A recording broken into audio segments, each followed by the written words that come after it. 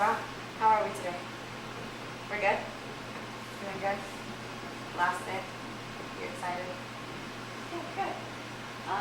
So let's jump right in. So what parts of your essay are you most proud about? What do you like?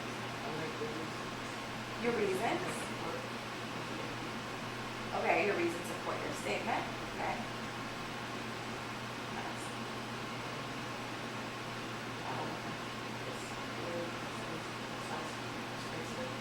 It's very persuasive. Okay. What strategies did you use to make your writing stronger? Because I see some things that I know you definitely did. So what are some things that you use that you've learned before to help you make your essay stronger? The outline, yep, maybe completing an outline first.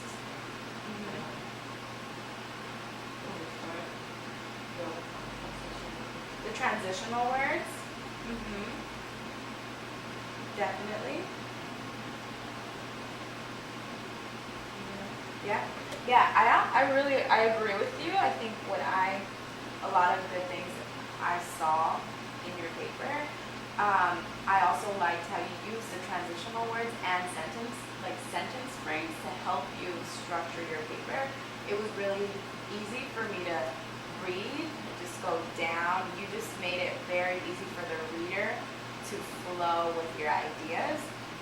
I also thought that your examples were very clear and they were very straightforward.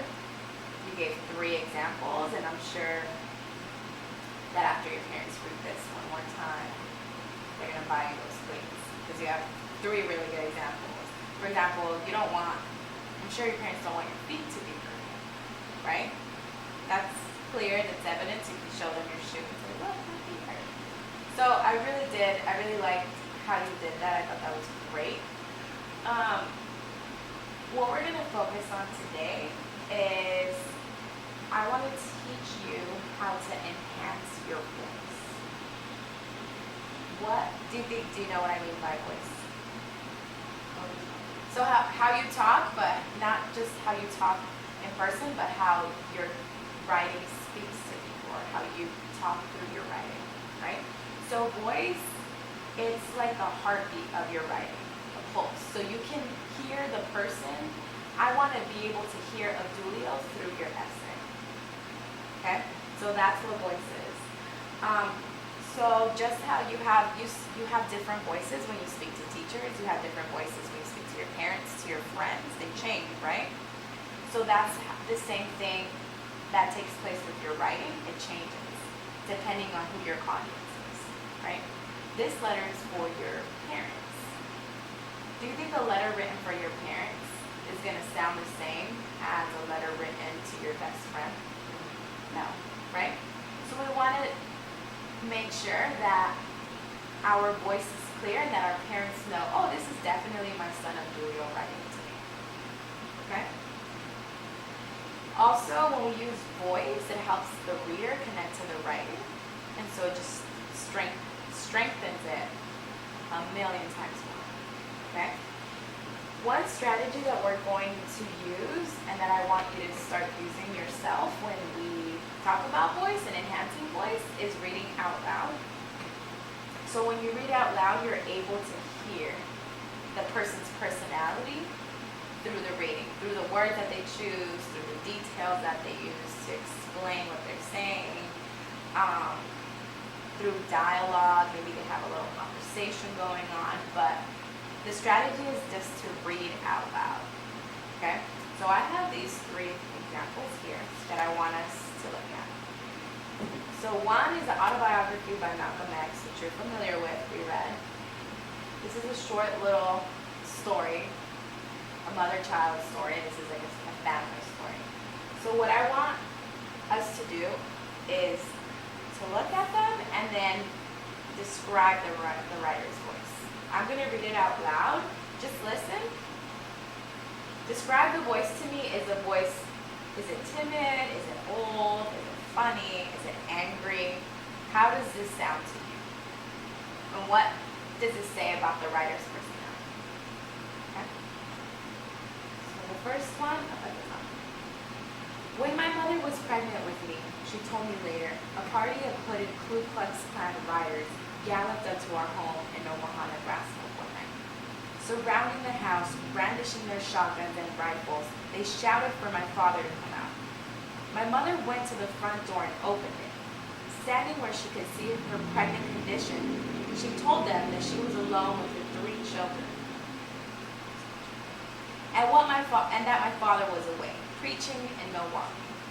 The Klansmen shouted threats and warned at her that we had better get out of town because the good Christian white people were not going to stand for my father's spreading trouble among the good Negroes of Omaha with the Back to Africa preachings of Marcus Garvey. Still shouting threats, the Klansmen finally spurred their horses and galloped around the house, shattering every window pane with their gun butts. Then they rode off into the night, their torches flaring as suddenly as they had come. So if we describe the voice there, what does it sound like? What does he sound like? What is his voice? What do we think? Okay, so let's write that down. His voice is angry. How do you know that?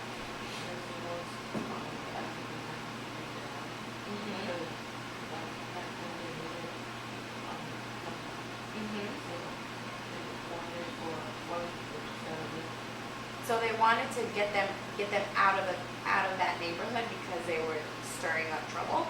Are there any words that help us, that made us come to that conclusion that he felt angry, or that it was? Are there any words in there that would? So threats, warnings. People were shouting. They shattered the windows.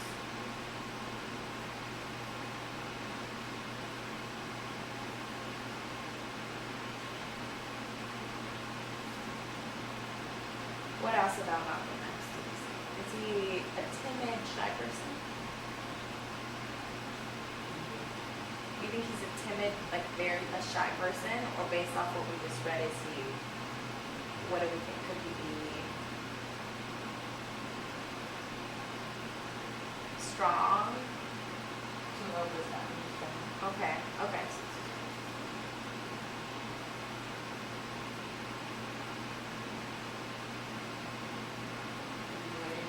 Brave. So it's a more like serious tone. His voice is very serious. He's angry. You can see it. You can sense it in the writing. Okay, that's a good one. A curious child asked his mother, "Mommy, why are some of your hairs turning gray?" The mother tried to use this occasion to teach her child. "It's because of you, dear. Every bad action of yours will turn one of my hairs gray." The child replied innocently, "Now I know why Grandma has only gray hairs on her head." So what did the little boy say? What did he tell his mom? Yeah, so her hair's turning gray. He asks, "Why is that?" And she says, "Oh, because of you." So she's saying, if the little boy then says, "Now I know why Grandma has so many gray hairs," because of her. Okay, so what do we think the tone is here? Curious. What about the voice in her writing? Is it like innocent? Do you think it's serious? Is it funny?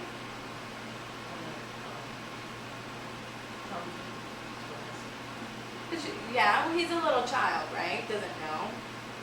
Do you think the mother do you think the reader would have laughed, or would have been sad, or would have cried when they read that? What do we think the reader could have done? Laughed. So is the voice somewhat kind of funny? Yeah. Okay. Somebody saying that she's old. Okay. Okay. So we can say it's also funny. Right? Because the little boy doesn't know what he's saying, but he's kind of insulting his mom. And his grandma, because his grandma, he's saying his grandma told him. Okay, last one. Today my dad came home with roses for my mom and I. What are these for? I asked. He said that several of his coworkers were complaining about their wives and children today. He realized how lucky he was that after 20 years of marriage and raising a daughter for the last 17 years, he still had nothing to complain about. What is the writer's voice here? What do you think? Think about it. It's the beat, it's a heartbeat of the writing. It gives a reader a sense of what this person is like. It's nice. It's nice. Thought. Thoughtful. You may be a very thoughtful person. Anything else?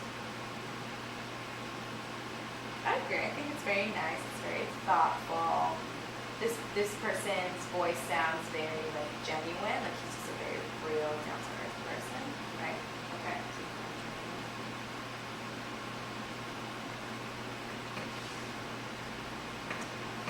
So now if you look at all three, do any of these three have the same voice? No. Malcolm X, stern, strong, angry. This one here, it's funny, it's innocent, curious. And then the last one is very nice, thoughtful, genuine. So why do we think that they're all different? Because each writer has their own like, saying or belief, how they like it. Exactly, because each writer has their own style. Each person, you have your own style, I have my own style. And when we write, we want that to show, right? We want people to read it and say, oh, this is definitely written by Obdulio. Obdulio wrote this. I can tell, because I can see his personality, and I can see all his effort and all his passion in his writing. That's why these people, that's what these people did, and you can see it, and it's totally different, right? So what I want us to do, and the reason why it looks this way is because they added different details, right, to make it their own. What we need to do, what I want you to do in your essay, so I'll take this, just put it right there, is I want you to read through it one time, and then tell me where you can add, put little stars where you think you can add one detail to strengthen your voice, to make your voice stronger. If you're speaking to your parents, would you start at, just a little side note, would you start, I believe that, or are you going to try to bring them even closer? How could you persuade your parents even more to get you what you want? Or what different examples could you bring in that would strengthen your argument even more? So just put little stars in just several places where you think you can do that, and then we'll come back and see where we can fit one example just to strengthen your voice. Okay? You can read it to yourself.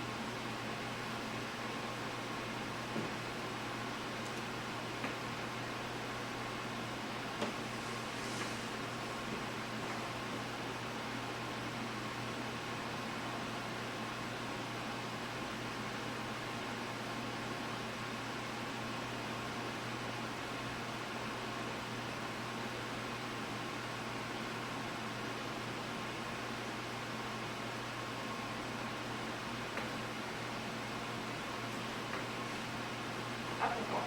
So what I want us to do now is I want you to add the detail on on a separate sheet of paper so you can start your essay. If you need to change things, you can.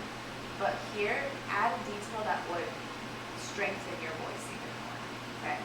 When you're done, I want you to read it out loud to see if you can, if your voice comes out. Because you want to be persuasive, so you're probably going to want to be. How do you want your parents to feel when they're reading this? Like they think, wow, this is So when you, for the most part, when you want something from someone, you should be very nice, right? So you want that to come out when you're writing, okay? So we're gonna just flip into the back. Do that, and then we'll go over it, and we'll be done, okay? The purpose of this meeting is not for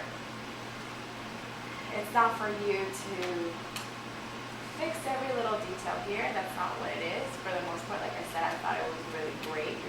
Your examples are there. Your evidence is there. You just need a little more detail to enhance your voice. But what I want you to take away from this is that your voice is very important, and as a writer, I want you to develop it. In order to continue doing that, you can use little strategies like reading it out loud to pull the voice out of it, right? Or you can read other texts to see how they do it, so it can give you ideas. Okay, so this is a strategy that I want you to keep in your pocket, so that when you're writing next year in ninth grade, you can say, oh, I know this strategy that'll help me with my writing. Okay, so I want you to do that in the back, and then we'll be done. Okay, good job.